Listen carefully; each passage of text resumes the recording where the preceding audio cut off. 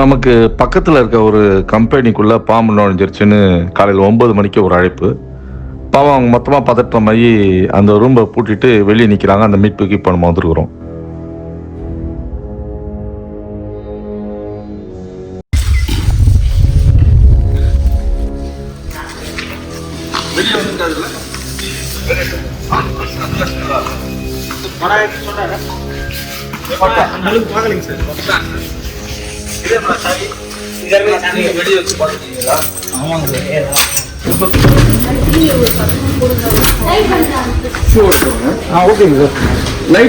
Sir இந்த கார்னர்லயே தான் இருந்தது.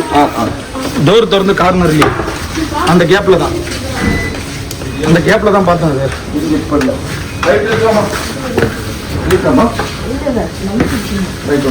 கடைசியா அந்த கார்னர்ல தான் சார் இருந்தது. நீங்க உங்களுக்கு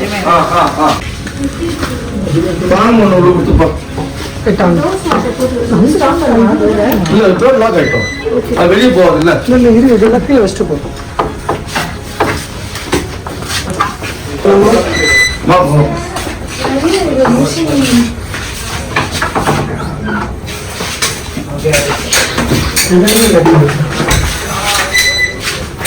கனமா இருந்துறாங்க. மோட்டாக்கி छोटा पतला இந்த பெரிய டேபிள் இருக்குங்க சார். இந்த லென்த் டேபிள் அந்த சைடு அங்க இல்ல, பின்னால பாத்துட்டோம். அது அந்த சைடு பார்க்கலாம் வந்தவனே பார்த்தோம்.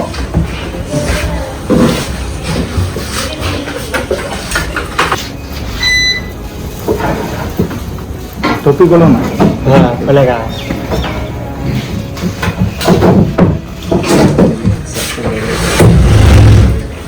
இந்த டேபிள் அந்த பக்கம் கேப் இருக்கா பாரு. கேப் இருக்கு. கேப் இருக்கா? அப்ப அது கீழே இருக்கு.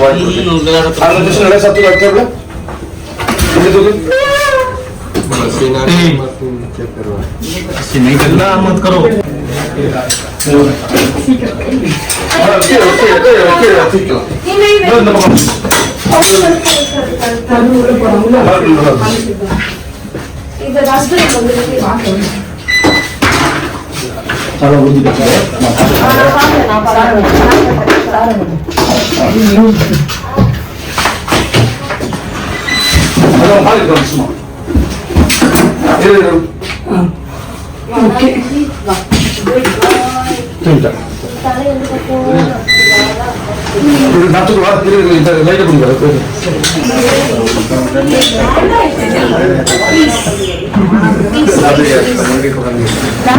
போலாம். நீ இப்படி எல்லாம் சுத்திட்டா நான் என்ன பண்ணுவேன்?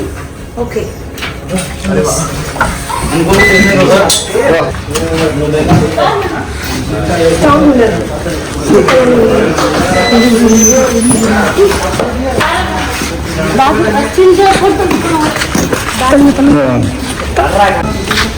जहरीला नहीं है।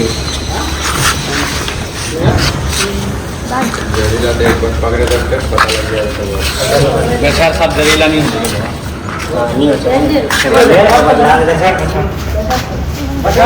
இங்கே மீட்கப்பட்ட இந்த பாம்பு வந்து சாரை பாம்பு. இது நஞ்சற்றது. ஆனால் நல்ல பாம்பும் சாரை பாம்பும் தோட்டத்தில் ஒரே மாதிரி இருக்கும் அப்படிங்கிறத வந்து அங்கே உள்ளவர்களுக்கு புரிய வைக்கிறோம். ஏன்னா பாம்பு மீட்பு எளிதானது, ஆபத்தற்றது அப்படின்னு அவங்க நினச்சிடக்கூடாது.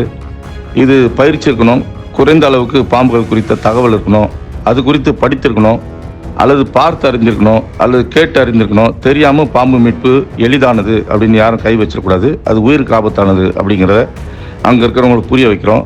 இந்த மீட்பு மிக பாதுகாப்பாக நடந்து முடிஞ்சது. இந்த பாம்பு குறித்து அவங்களுக்கு முழுமையான தகவல் இல்லாததால் அவங்க பாதுகாப்பாக என்ன பண்ணிட்டாங்க, அந்த அலுவலகத்தை பூட்டிட்டு ஒட்டுமொத்த எல்லாருமே வேலையை நிறுத்தி வச்சிருக்கிறாங்க. இவங்களோட பாதுகாப்பு உணர்வு வந்து பாராட்டத்தக்கது. ஏன்னா என்ன பாம்புன்னு தெரியலனாலே அதை விஷப்பாம்புன்னு தான் நினைக்கணும். அப்படி தான் கையாளணும், அப்படி தான் அது பாதுகாக்கப்படணும். அறையை பூட்டிட்டு மொத்தமாக வேலையை நிறுத்தி வச்சுருந்தாங்க. மீட்புக்கு பிறகு அவங்க இயல்பான வேலைக்கு திரும்பிட்டாங்க எல்லாரும், அங்கிருந்த எல்லாரும்.